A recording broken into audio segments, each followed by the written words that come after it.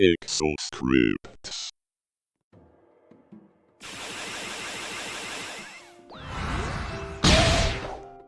Hello fellow scripters, today's tutorial is short but important. Now, to be able to achieve this level of scripting, you need to know a few fundamental Roblox interface controls which we'll be demonstrating throughout the full video, so make sure to watch it all. Now that you're in Studio, you want to click New, and then Base Plate. This will be your workspace. Alright, now the very first thing you want to do, double click View. Alright, now you have all these things here. And the first thing you want to really get is Properties, Explorer, Asset Manager, Toolbox. You might not have Asset Manager, but I'll tell you what to do if you don't have it, right? Output and Command Bar, right? These are really the fundamental things you kind of need for scripting. So let me start with Properties. No, let me start with Explorer, right?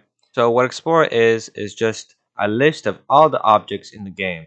We have workspace, players, and so on, you know. The most important one here, I'd say, is workspace. Workspace is your world. If, let's take the base plate and put it into server storage, you can't see it anymore because the workspace is really what the player sees. It's the game itself. Now, all your server scripts will be in server script service. Now that you have all these things, we can talk about output. Output is probably one of the most important things when it comes to scripting. It'll tell you if there's an error in your script. We have Toolbox. The Toolbox has plugins, models. You can get free models, like let's say Halloween pumpkins. I don't suggest you to use free models, but as a starting developer, it's always nice to mess around. If they have scripts, I suggest delete them because they can sometimes be viruses. Alright?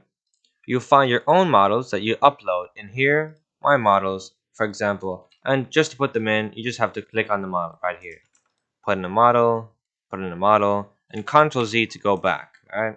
So what you have to do to see it is go to File, Publish to Roblox as, Create New Game, because this will be your first game. Name it what you want, add description. The creator can be a group or you. If it's on the group, the Robux from the game will go to the group, and that's good because you will be able to give it to other people without it being taxed. While if it's given to you, other people have to buy. You have to buy someone else's game passes or shirts to give them Robux, and you kind of lose 30%.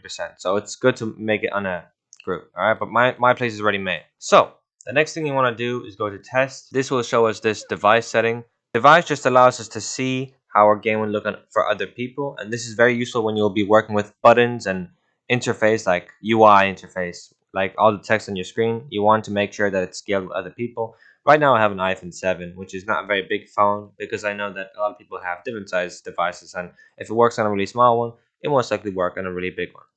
You have a test button here to test people playing, like you can test 2 players for more complex scripts, which we'll be talking about again later. You have play, which if we click here, will allow you to join the Roblox game and test out your scripts, right? And press just stop here. Model, here we go, we have select, move, scale, rotate. It's kind of self-explanatory. This is the spawn point. We can make it bigger. We can, move it to the side, move it, rotate and move. This allows us to move it in these intervals. Rotation allows us to rotate in intervals. And then we have home.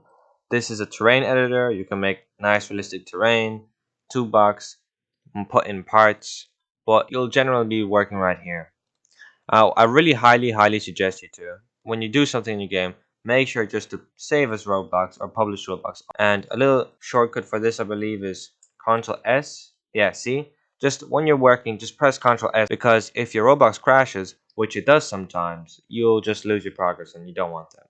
So these are kind of the fundamentals. What you need to do is go in your studio, mess around, look at all these objects, press properties, look through them, mess around with the numbers so you can watch the next video. Just make sure you familiarize yourself with this interface so we can carry on to our next step. Now that you've learned the fundamentals, to know how to fully apply it to Roblox, watch this video which puts it into practice.